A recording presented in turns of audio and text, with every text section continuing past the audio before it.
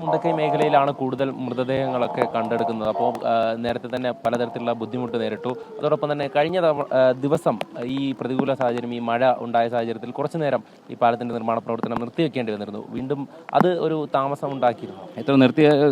താമസം ഉണ്ടായെങ്കിലും ഇപ്പോൾ ഞങ്ങൾ സമയത്തിനുള്ളിൽ തന്നെ അത് കംപ്ലീറ്റ് ചെയ്തു. 1-ാം തീയതി തീരുമെന്നാണ് പറഞ്ഞത്. ഞങ്ങളത് ചെയ്യാൻ സാധിച്ചു. ഇതിലൂടെ ഏകദേശം എത്രത്തോളം ഈ ചെറിയ വാഹനങ്ങൾ മാത്രമായി കടന്നു പോകാൻ വാഹനങ്ങളും ഇത് 24 ടൺ വരെയുള്ള വാഹനങ്ങൾ ഇതിൽ കൂടി കടന്നു പോകാൻ പറ്റും. ട്രക്ക് എല്ലാം ഇതിൽ കൂടി പോകാൻ പറ്റും. ഈ ട്രക്ക് നിങ്ങൾ കാണുന്നത്, ഈ ട്രക്ക് ഇപ്പോൾ ഇതിൽ പോയി അവർ അത് ടെസ്റ്റ് ചെയ്യുന്നതാണ്. തീർച്ചയായും ഈ മുൻപ് റാന്നിയിലടക്കം ഇതുപോലുള്ള പാലങ്ങൾ നിർമ്മിച്ചിട്ടുണ്ടായിരുന്നു. അത്രയധികം ഈ നീളം സംബന്ധിച്ചിടത്തോളം നീളം ഇത് 190 അതുകൊണ്ട് നീളം അല്പം കൂടുതലുള്ളതുകൊണ്ട് ഞങ്ങൾക്ക് ഇതിനൊരു ഒരു തൂണ് കൊടുക്കേണ്ടി വന്നു ഇടയ്ക്ക്. അത് നിങ്ങൾക്ക് കാണാൻ സാധിക്കും.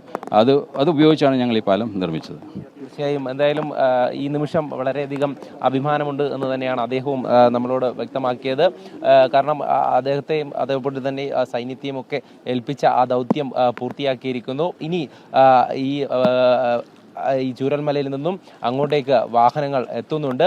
അത് തന്നെയാണ് ഈ രക്ഷാപ്രവർത്തനത്തിന് കൂടുതൽ വേഗത ഏറും എന്ന് തന്നെയാണ് അദ്ദേഹവും സൂചിപ്പിക്കുന്നത്.